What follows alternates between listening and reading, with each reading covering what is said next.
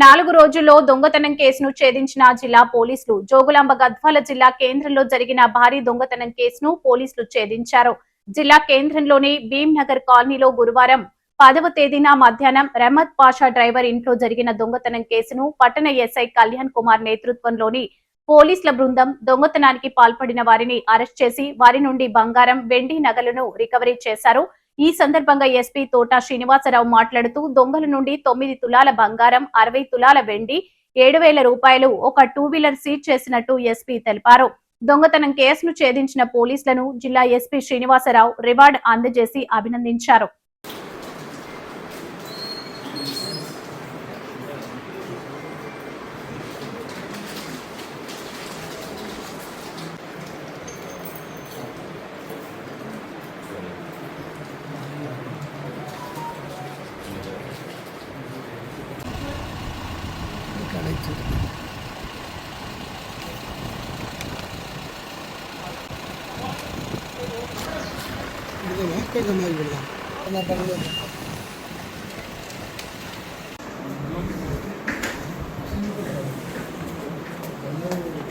ఒక్కడేనా ఒక అతను బయట కాబట్టి మనం ప్రొడ్యూస్ చేయట్లేదు.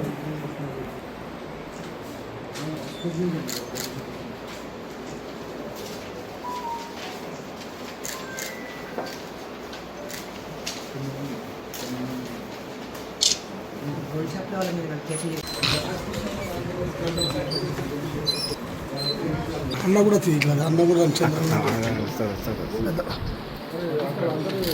తీసుకెళ్తాను. అరే అది తీసుకెళ్ళిపోతున్నాడు ఇక్కడ మనం లేరా.